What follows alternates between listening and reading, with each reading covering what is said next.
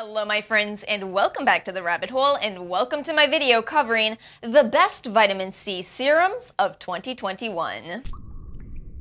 By now, most of you probably know that this is a continuation of the best skincare products of 2021 series that I have been doing on this channel, and in this specific week, we are covering serums. I think what I might be doing is going in order of my favorite actives, at least for the beginning of the week. Yes, that is absolutely what I'm doing. Yes, indeed, I do love vitamin C serums, so let's start off today's video with a quick little explanation of why I love vitamin C serums so much. Vitamin C, especially in the form of l-ascorbic acid, is a well-studied antioxidant ingredient that may help to promote the synthesis of collagen in our skin. It may help to brighten, fight hyperpigmentation, even your skin tone. Now, if you saw my video covering retinol and retinoid serums and you saw the portion of that video where I was talking about how retinol is actually a derivative of retinoic acid, it's a similar story with vitamin C serums. So I just said l-ascorbic acid is the most well-studied form of vitamin C, but we do have other so-called forms of vitamin C. The more technical term would again be vitamin C derivatives. Now, importantly, vitamin C in the form of l-ascorbic acid is not the most stable molecule. Also, it requires a low pH. For this reason, I've noticed that some amount of people do struggle with the sensation of applying it. If so, you may be a good candidate for trying out the derivative forms. Also true if you're somebody who is not that consistent with using your serums. You may prefer a derivative simply because it won't go bad on you too quickly. So I will always say I do think the vitamin C derivatives have a place, but just keep in mind that some of them are more well-researched than others. And I don't really know what's going on, but some companies, oh, is this the week of exposing companies? It's kind of starting to feel like it. Some companies like to claim that their derivatives are stronger than l-ascorbic acid, which doesn't make sense because, again, the principle of a derivative, whichever one you're thinking of, is that they convert into that active form. I am going to be sharing with you 4 different vitamin C derivative serums, so I will divide this video into l-ascorbic acid serums and vitamin C derivative serums. I have one more note before we get into today's video. So believe it or not, I knew I was going to do this video in January. Yeah, I really did, but I didn't know how I was going to do it, so I was saving some of my empties throughout the year.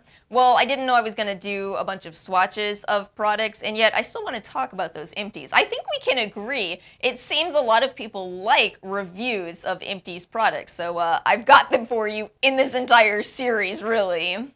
Oh, y'all, I need to do an empties video so badly, but it's going to be the biggest empties video I've ever done because I was saving product for swatches. You all have seen this throughout the series. So anyway, my apologies, I won't have swatches for every product, and so I wanted to actually start out this video by telling you that there are some very interesting consistencies going on in the consistencies of these products. I'll see myself out. It's very interesting though. I've noticed that the l-ascorbic acid serums tend to feel very lightweight. They're almost hard, they're watery, so they're almost hard to control where you apply them, but you know, you don't need too much. And the derivatives are interesting also. The oil-soluble forms tend to feel quite oily. As is always the case, my favorites are linked in the description box below. Let's go ahead and get into today's video. So let's go ahead and start off this video with the gold standard category of l-ascorbic acid. That is, of course, the most researched of the vitamin C ingredients and also the only non-derivative vitamin C ingredient. So true vitamin C. Like in all of these videos, we have 2 favorites categories: the best value fragrance-free products, fancy favorite, maybe scented or expensive. And I think there are better options. I've just placed everything into this category because, again, the reality with skincare products is most are fine, but it's finding those absolute favorites that really stands out. So we're going to be moving products out of this bottom category and into the top 2 categories, but only the favorite products. So let's actually, where do you want to start this video? Oh, I do have to disclose some PR really quickly, and it would all be in this category, and the SkinCeuticals Silymarin CF, the Geek and Gorgeous C Glow, and the Protocol Vitamin C Super Serum. Let's actually go ahead and start with the SkinCeuticals products. I do have 2 of them here. So first off, the Silymarin CF, salicylic acid acne treatment. I think this was such a good addition to their collection, especially considering that it is for people like myself that do deal with acne. It contains 15% L-ascorbic acid, 0.5% salicylic acid, and then this Silymarin ingredient, which doesn't quite have the same amount of research. But one thing that really baffles me about SkinCeuticals is they do their own research, right? And that's what they're known for. And people absolutely love it. I feel like when other brands do their own research, people look at them negatively, like, well, you just did your own studies. Somehow SkinCeuticals manages to do their own research and have people applaud them for that. It's really fascinating to me. Now, the reality is, I do like this product, probably because it is very ideal for my skin type. The price is painful. The price is absolutely painful, so I'll go ahead and put it in fancy favorite. Know that it's because of the price, not because it has any added fragrance. Yes, I did actually like it. I did think it's a great product. It's too expensive for me. As for the Floritin CF gel, I did buy this myself, but in a very good deal. This is the version that's made for oily skin. It's 10% L-ascorbic acid, and it is a serum in gel, so it actually has a little bit of a different texture to it. Now, possibly, the fact that I got it for such a good deal maybe means that it wasn't a brand new product, but when I initially unboxed it and opened it and used it for the first time, it was kind of a yellowish orange color. It really hasn't changed since I opened it when we first moved in here. So I guess that was about 4 months ago at this point. Now, according to SkinCeuticals, that's okay. It is possibly okay, because when it comes to the degradation of L-ascorbic acid, there is an initial phase where it can be kind of a yellowish color, and yet it can actually convert back into L-ascorbic acid on your skin. But I don't like that that's presumptuous, and also, you know, it is kind of expensive for it to come orange, right? So I am gonna say I am glad I got it for a deal, but I was actually a little disappointed in this one, and you know, maybe I'm saying that just because it is not ideal for my skin type. I should be using CE ferulic over this, but I didn't love it. As always, feel free to leave comments in the comment section below if you do love it. The Ordinary's Vitamin C Suspension 23%. This is an incredibly affordable product. I love the contrast between talking about SkinCeuticals and The Ordinary. I have to be honest that this is a good example of why I've said that The Ordinary's textures don't do it for me. And again, I know the price is fantastic, but it is a very grainy product. Now, they do say you could spend an entire $1 more and get the 30% in silicone, which I opted against, and a lot of why I opted against that is because this one stings my skin. This is 23% vitamin C. The Ordinary does this thing, I'm sure you're all familiar with it, where they go for a very high percentage of actives, sometimes so much higher than the published literature on that ingredient, and that's kind of what's going on with that one. When you go to these really high levels of actives, it's not that you're necessarily getting anything more, you just may be irritating your skin. So I don't actually know if I'll even finish this. I might just pass it along because it stings me a lot, and I am okay with all the other vitamin C in this video. Let's talk about the Protocol Vitamin C Super Serum next. So the promise with this product is that, so you have the oxidation potential going on with L-ascorbic acid, but they have packaged theirs into this airtight packaging, which you may be able to see in this tube, hopefully. About a year ago at this point, I did an experiment with L-ascorbic acid serums, and I found that keeping them in a cold, dark place, like your refrigerator, does not have to be a skincare refrigerator, but just your basic refrigerator. It seems to extend the life of the vitamin C product. A lot of other people have noticed this as well. And I'm going to be honest, this still did oxidize over time, just like keeping these products in your fridge won't keep them crystal clear for 10 years. They're still going to oxidize. L-ascorbic acid is not a stable molecule. I just don't feel like this packaging really gave it that much advantage, especially since this is so much more expensive than these last two L-ascorbic acid serums we're going to talk about. So I'm going to go ahead and leave the Protocol, and I think there are better options. I still enjoyed it. It is a 10% L-ascorbic acid, but ultimately I think it's expensive for a packaging system that I just didn't see that much more from. Let's talk about the Rosen Bright Citrus Serum next. As the video that I just mentioned, this was my main testing serum. I tested this one in all kinds of different conditions, and I was continuously impressed by how well it held up unless I put it in extreme conditions, such as in the window, where it absolutely oxidized. So this was so promising, it became one of my absolute favorite Holy Grail vitamin C serums. It's at 20%. They've even updated their formulas so that it no longer has really much potential for irritation at all. It's a beautiful formula, but something has happened with the last two serums I've bought from this company. They keep coming, again, a little bit yellow. It's not necessarily the end of the world. That may convert back into L-ascorbic acid in the skin, but I don't understand what's going on with that, because for a year I had very beautiful, completely clear L-ascorbic acid serums from this company. So I'm a little on the fence. I do think it's a nice product when it's nice. Maybe it has to do with shipping to me during the summer, because I did buy this in the summer. I really don't know. But it's been perplexing, and it's very hard for me to see that because I've recommended this so many times, and I don't want to recommend you a serum that's going to come not in ideal conditions. Which is why I'm going to put it, and I think there are better options, and hopefully this is, just some kind of strange exception that's going on. Last product here, Geek and Gorgeous Sea Glow 15% Vitamin C Serum. Y'all, this series is not an ad for Geek and Gorgeous. I just want to make that clear.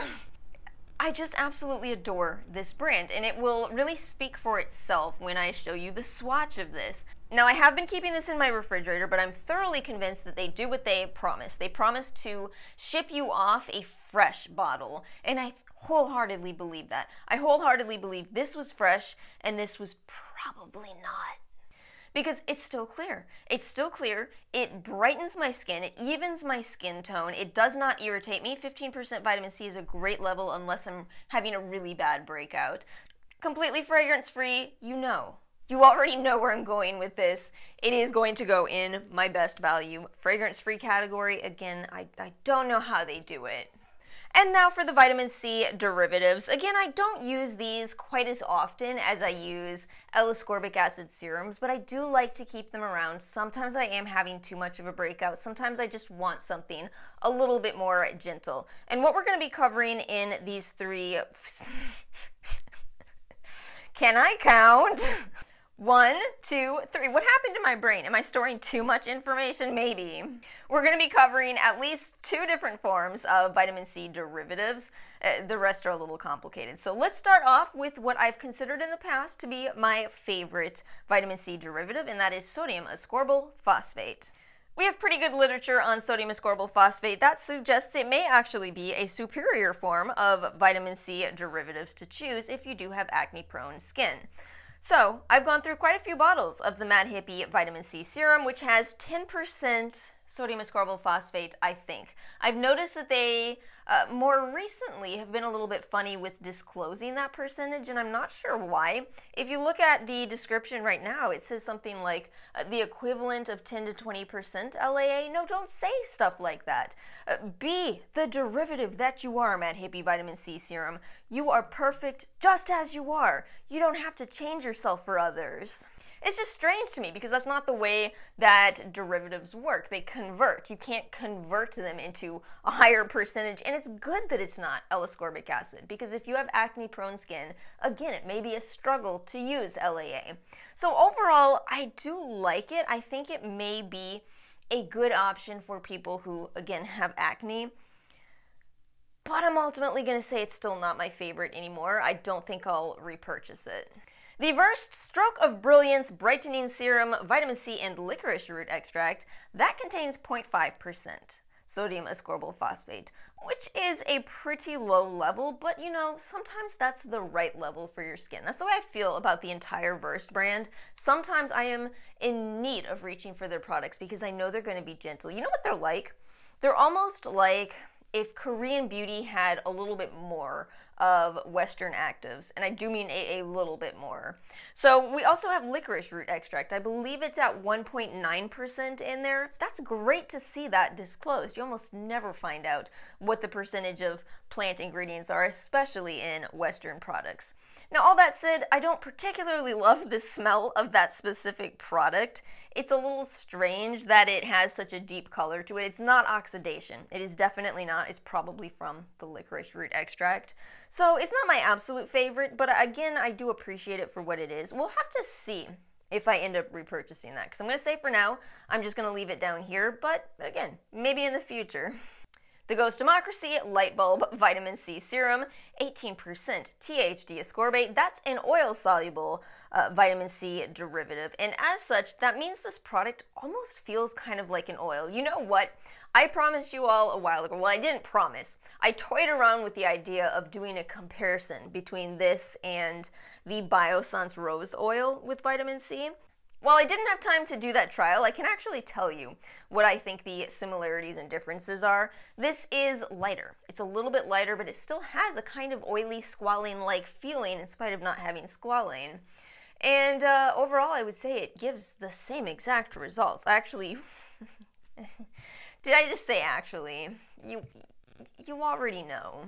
It is not the absolute least expensive vitamin C derivative product, but again, I think that it is so worth it for everything that Ghost Democracy has going on for them. Last product here, Glow Recipe Guava Vitamin C Dark Spot Serum. It's so fascinating to me that knowing the exact percentages of all the ingredients in my products is so important to me, and yet I'm willing to make excuses for Glow Recipe simply because they do such a good job of making enjoyable products and I still see results from them. Out of every vitamin C we've discussed in this entire video, this has the best texture. It's not even a slight debate. This one is all right in terms of texture. Some people may not like the oiliness. This one just feels creamy. It has a nice, light, pleasant smell to it. Come on, the packaging. It's so cute. And yes, I've seen results. And maybe that's because it's a combination of multiple forms of vitamin C plus some tranexamic acid. Great brightening ingredient right there. It's a little pricey, and it does have some scent in it, but no, I'm predictable. And that is it, my friends. That is my ranking of vitamin C serums. I hope you enjoyed watching today's video. As always, feel free to share your thoughts in the comment section below. Let me know if you use any vitamin C serums and what serums you use. Thank you all so much for watching. Make sure to like and subscribe, and I will see you all next time.